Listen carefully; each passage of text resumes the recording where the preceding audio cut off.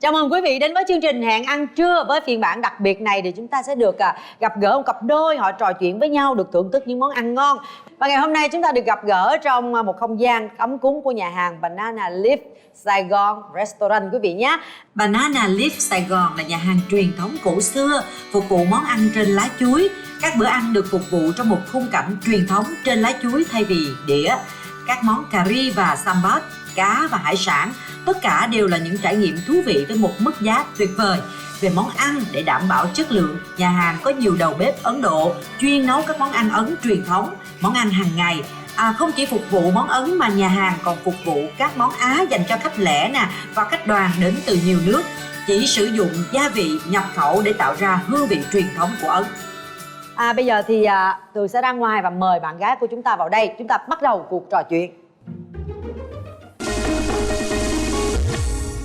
Ngoại hình thì cao 1m68 trở lên. Không đen ạ. Không đen. Chết chà. Để chị cho bạn ấy một số kem tắm trắng nha. Rồi xin mời em. Tài hơi lạnh là có vẻ hơi rung ha. Rồi ngồi ghế đi cưng. Mời hai bạn tháo mặt nạ mình ra.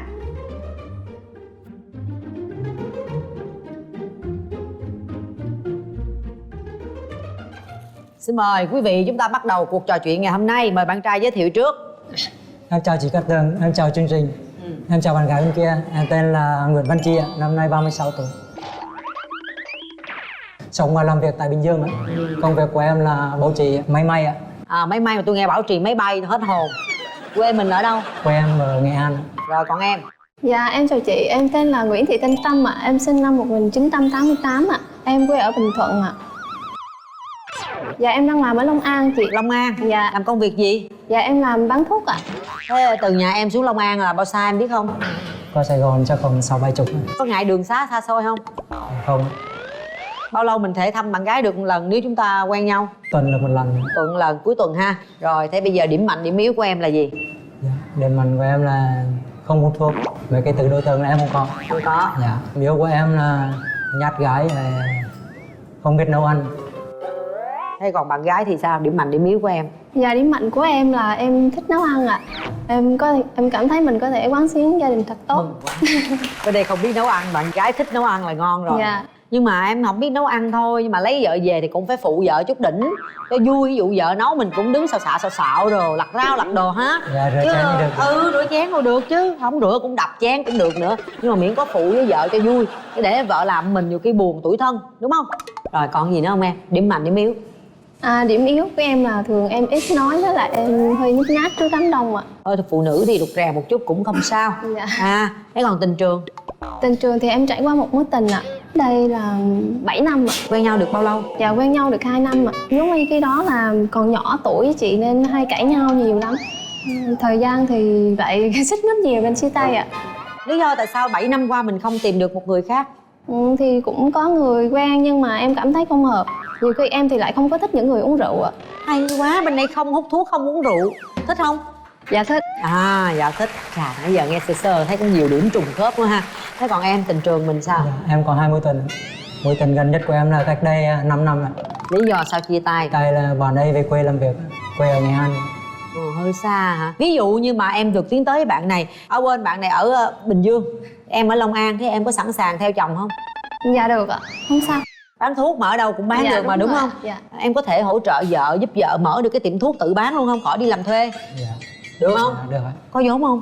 Dạ đang kiếm ạ. Đang kiếm hả? Mình đang sống với ai? Sống với bố mẹ. Bố mẹ. Rồi mai mốt là có làm dâu không? Hay Dạ là... có gì. Em gái có ngại làm dâu không? Dạ không ạ, vấn đề đó em không ngại. Sướng lắm, làm dâu bây giờ được ba mẹ chồng thương, hỗ trợ trong công việc ha. Chồng mình có hư mét ba mẹ hỗ trợ để xử lý giùm. Chứ bây giờ không có cái vụ mà như ngày xưa người ta nói đâu. Mấy cái vụ làm dâu thời xưa đó trong bây giờ không còn nữa đâu, trong phim ảnh thôi. Ủa mà em làm công việc gì? Bảo trì? Bảo trì máy may á chị, máy may công nghiệp. Ở nhà hay là đi làm chỗ khác? Đi làm công ty. Mà sao máy may cũng trong nhà thôi, đâu có phải máy bay ở ngoài đường đâu mà sao đen dữ vậy? Tại da em đen thì. Em mong muốn tìm một mẫu người bạn trai như thế nào? Em chỉ cần là hiền một tí, ngoại hình thì cao 1m68 trở lên, không đen ạ.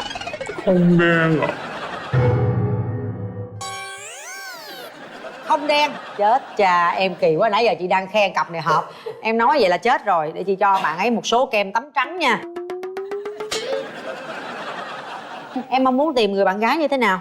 Dạ hiền xíu, Hiền xíu, cao 1m55 đến 60 là. 1m55-60. Rồi thôi hai bạn cứ tìm một nửa của nhau đi, thử coi mình có tìm thấy hay không. Rồi để đó.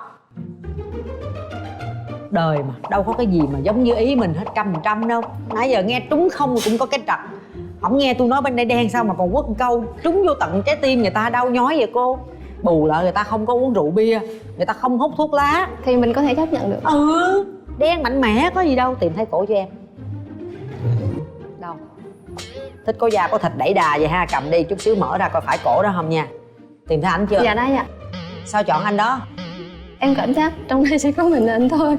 Trong đó mình anh thôi hả? Rồi thế bây giờ mình sẽ mở cửa trái tim ra để xem coi mình có chọn đúng hay không ha. Cái này là cái test cho vui thôi.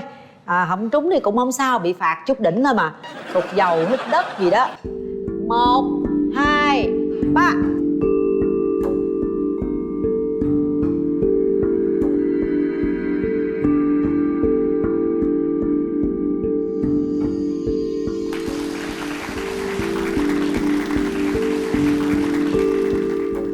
Xin mời các bạn kiểm tra lại cái phần Trời. tìm người của mình coi đúng hay không. Em gái đúng không? Dạ đúng ạ. Đúng ha, có thằng anh nó mớm đen đen đó thôi à. Ê, em đúng không? Em nghĩ là em chọn đúng không? Sai. Sai rồi. Sai vậy em muốn phạt gì đây? Thôi hát một bài là được ạ. Em hát thì nhiều khi khó nghe vậy. Kệ em chứ. Sợ lắm khi yêu ai tim dại khờ, sợ lắm tình chưa đến đã vội phai. Tình anh đó luôn nồng cháy, vẫn yêu em không nhạt phai. Mặc thời gian anh vẫn yêu em mãi mà thôi. Da mặt đen sẽ lộ lên cái ưu điểm là hàm răng trắng, thấy không?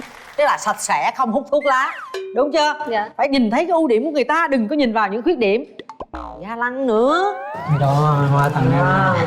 Dạ rồi em cảm ơn ạ. Chị là chị thấy được đó nha, còn không biết em thấy thì sao chứ chị thấy ổn đó. Em cũng có món quà gửi tới anh. Cảm ơn em. Cái gì vậy em? Dạ trong đó là bánh ngọt ạ. Ồ. Mình tặng ảnh mình có thể đút ảnh ăn không cưng? Dạ cũng được ạ. Cũng được, quá. Ngồi chờ đợi nữa. Đó, bóc cho ảnh ăn miếng đi. Cái này rồi em ơi. Dễ thương không? Đút như con xíu vậy. Tình cảm dạt dào Rất vô. là ngọt Trời ngào. ơi, được không em? Dạ. Rồi bây giờ chúng ta sẽ tâm sự với nhau nè. Hai bạn sẽ có ít phút để trò chuyện với nhau. Chị Tường sẽ mời hai bạn thưởng thức một món ăn ngon của nhà hàng. Nhưng mà nhớ vừa ăn vừa tâm sự, có thắc mắc gì cứ hỏi ha. Về tình yêu, hôn nhân, con cái, gia đình gì đó, những kế hoạch trong tương lai mình chia sẻ thẳng thắn với nhau. Dạ. Lớn rồi ha, để khi mình đưa ra cái quyết định hẹn hò hay không á, nó thật là chín chắn. Dạ rồi. Đừng bỏ lỡ cơ hội. Cố gắng lên nha. Xin mời hai bạn thưởng thức một món ăn rất là đặc biệt. Đó là mì mama của nhà hàng Banana Leaf Sài Gòn Restaurant nhé. Dạ. Vừa ăn vừa trò chuyện vừa tâm sự với nhau. Ít phút nữa chị Tường sẽ quay lại nha. Dạ. Tự tin lên và nhiệt tình lên. Năng nổ lên nha bạn trai. Ăn nhiều vô hơi ốm đó.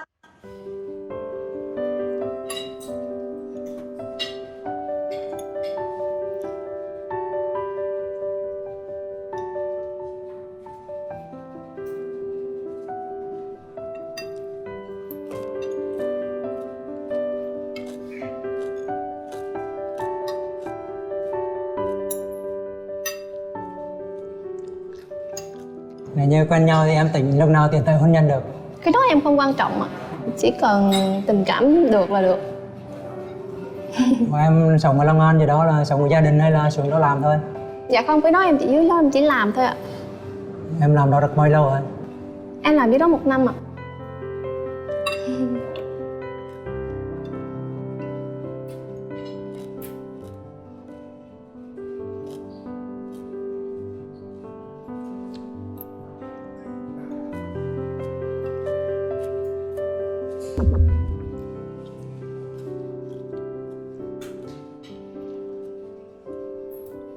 Anh có gì muốn hỏi không ạ? Trong tình yêu thì em ghét nhất điều gì? Sự phản bội ạ. Còn anh ạ? Anh cũng thấy.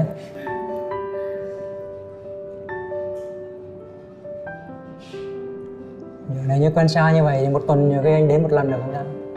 Cái đó em cũng không quan trọng, chỉ cần là mình chung thủy là được. Còn ở đâu thì khoảng cách không vấn đề. Dạ.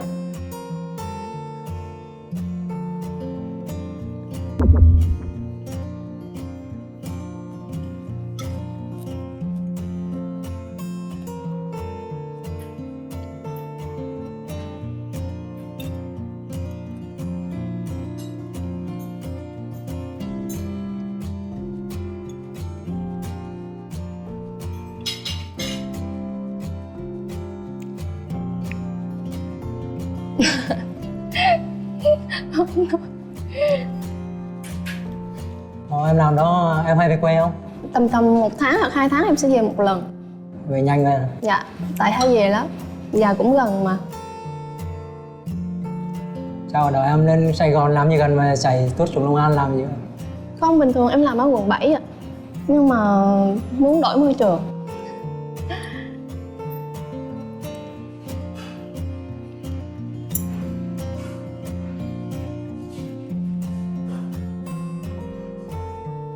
Anh có hay thích nhậu nhặt không? Anh không biết nhậu. Anh không biết nhậu? Không biết nhậu.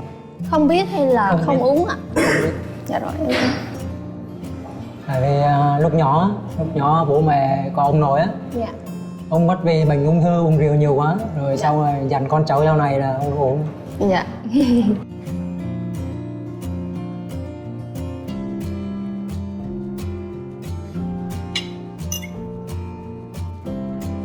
Anh có từng hút thuốc qua không? Chưa Bao giờ thử. Dạ rồi.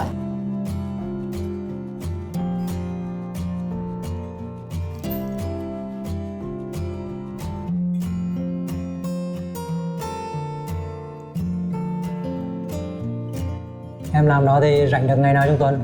1 tháng em rảnh được 2 ngày ạ. Nên thường 2 tháng em gộp lại em về quê. Ở Bình Thuận em có gần biển không? Dạ không, em chỉ ra Đức Linh một tí thôi ạ. Dạ. Sao không ăn? Cay quá hả? Dạ. Dạ ăn rồi ạ, ngon ạ. Nãy giờ nói được cái gì rồi? Có Dạ. nói gì sâu sâu vô tình yêu không? Dạ cũng chỉ là hỏi thôi dạ. Quan điểm của em về cuộc sống gia đình, về hôn nhân, tình yêu là như thế nào? Cái quan điểm của em là giống như một vợ một chồng là điều tất yếu. Thứ hai là không ngoại tình. Nếu mà ngoại tình thì em không bao giờ chấp nhận. Nếu như chồng lỡ một lúc nào đó lạc lòng say nắng ai đó rồi lỡ em phát hiện được thì em không cho cơ hội hả? Đối với em cái đó không có chữ lỡ. Không có chữ lỡ. Đúng rồi. Tại vì có rất nhiều người phụ nữ nhiều khi chồng đi hoài về năn nỉ rồi vợ cũng cho qua. Em nghĩ sao về những người như vậy? Nhưng mà với em thì em đã chấp nhận người yêu em ban đầu thì phải không có chữ đó. Em nghĩ sao về điều đó? Bạn gái nói đúng, trong cuộc sống gia đình thì phải trung thủy, phải lại ngoại tình là điều không thể sẽ không được. Em có phải là người chung thủy không? Dạ. Tại vì trước giờ người ta gái bỏ em không, em có bỏ ai. Rồi được. Chị thì không biết sao nha, nhưng mà chị thấy là hai bạn này là có gương mặt phu thê đó. Rất là giống nhau ở cái khung xương, cái khung mặt á, nó xương ốm giống nhau. Bây giờ chị cho hai bạn bóc vài cái câu hỏi trả lời với nhau cho vui ha, trắc nghiệm để mình hiểu nhau nhiều hơn, để mình gần gũi thân thiện với nhau hơn. Em trai bóc trước, đọc lớn lên, yêu cầu bạn nữ thực hiện những điều trong đó. Hãy vừa hát vừa biểu diễn thật tình cảm với đối phương. Em đọc em nhấn cái chữ tình cái kỳ quá vậy. Đọc lại coi, đọc lại coi. Hãy vừa hát vừa biểu diễn thật tình cảm đối với đối phương. Rung quá gì. Chữ tình thằng này nó ngấn lại à. Lần 3. Hãy vừa hát vừa biểu diễn thật tình cảm với đối phương. Thật tình cảm. Tại chị biết gần nữa em không biết lên nên em đọc lên này làm dừng lại. Kỳ vậy? Em hiểu ý anh không? Dạ chưa hiểu lắm ạ. Em hãy vừa hát vừa biểu diễn thật tình cảm với đối phương. Có thể không hát được không ạ? Không được, yêu cầu bắt buộc mà không hát là bị phạt à. Em không biết hát về gì. Yêu cầu là như vậy, còn không là sẽ bị phạt. Bị phạt là nguy hiểm lắm á, hay là em muốn chấp nhận phạt? Thôi em hát. Rồi hát đi cưng. 2, 3, vỗ tay khích lệ bạn gái nè. Sợ lắm khi yêu ai, tim sợ ai khờ. Sợ lắm tình chưa thấy đã buốt bay. Rồi ạ. Ủa này hồi nãy anh này hát rồi hả? Hai người hát biết hát chung bài không? đó ạ. Không khác nhau gì hai khúc. Vậy là một sự trùng hợp nữa. Rồi tới em, yêu cầu ảnh nha. Trúng cái gì khó khó đi cưng. Hay Điểm à. nào bạn không thích ở đối phương, hãy nói thật lòng. Thì không thích phụ nữ là Không nói phải phụ nữ. Cái câu hỏi người ta rất rõ ràng, đọc lại em. Điểm nào bạn không thích ở đối phương, hãy nói thật lòng. Đối phương là đâu? bạn gái. Bạn gái nào? Bạn gái nữa, không anh nhận. Đâu, bạn gái của em hồi nào? Chưa bấm nút mà bạn gái của em cái gì? Bạn gái nào chỉ vô. Chứ không phải đây nha. Những điểm nào mà những điểm mà không thích của bạn này nè. Nói lên, chứ em nói. Nhớ tên bạn gái không? Tâm Tâm. Dạ. Rồi những điểm nào của Tâm mà em không thích? bên ngoài hay gì? Em đâu biết, chị đâu biết. Nãy giờ em trò chuyện bên ngoài bên trong gì cũng được hết. Nói thật lòng nha. Em thấy bên ngoài em coi chị muốn thích. Nào, có cái gì không thích? Dạ thì em thích là bạn gái là không chung thủy đó. Bạn gái không chung thủy hồi nào? Người ta không chung thủy hồi nào? Từ nãy giờ em tiếp xúc với cô này nè. Điểm gì trên con người cổ, tính cách của cổ nãy giờ cô chia sẻ mà em không thích? Cổ ghét người không chung thủy chứ cổ không chung thủy hồi nào? Em không thấy có điểm gì em không thích hết. Thôi xạo quá ông ơi. Dạ. Không có điểm gì không thích hết. Được không? Dạ. Thiệt nhiêu phần trăm? 100%. Anh trả lời vậy em chịu không? Dạ. Nó không Chỉ cần trúng thật với lòng cái- là được. Nó không trúng với cái câu hỏi. Thế bây giờ em có cái gì em không thích về ảnh không? Nói thẳng nói Hiện thật. tại thì không có ạ. Vụ đen kìa. Sao? Cũng không đen lắm mà em nghĩ là đen nhiều lắm. Thôi nếu ảnh đã không trả lời được câu đó rồi, mình cho ảnh cơ hội trả lời câu khác đi cưng.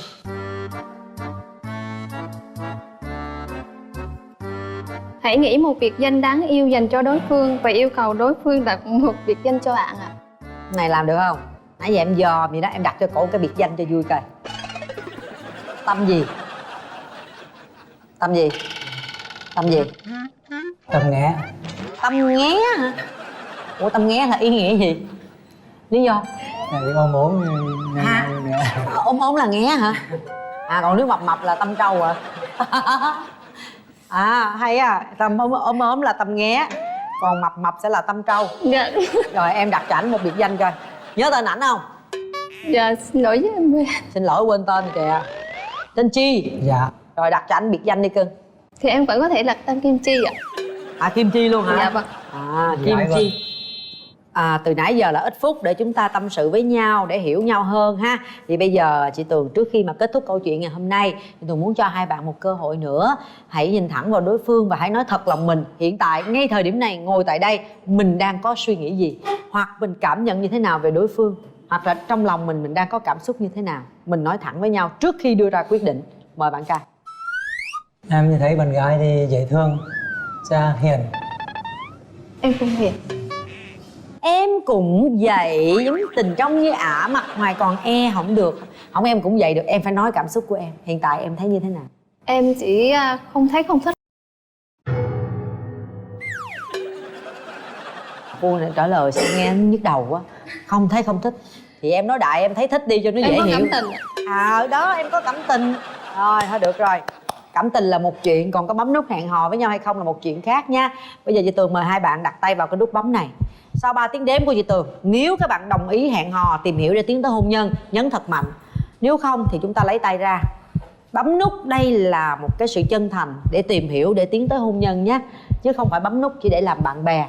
Rất là nhiều người đang theo dõi cái giây phút này. Em muốn hỏi thêm một vấn đề này. Mời em. Em muốn hỏi anh là anh xác định lập nghiệp ở đâu ạ? Ở Bình Dương này, về nhà anh ở Bình Dương. Ba mẹ ở Bình Dương luôn. Dạ rồi. Em cảm ơn. Rồi đặt tay vào nút bấm đi hai bạn. Nếu chúng ta thấy đây có thể là một nửa của mình, là cái hy vọng mà cái người mình đang tìm kiếm, thì hãy cho nhau cơ hội. Nếu cảm thấy là không thể, không hòa hợp, không phù hợp thì chúng ta không cần bấm. Hãy đưa ra quyết định sau 3 tiếng đếm. Nhắm mắt lại đi hai bạn. 1 2 3.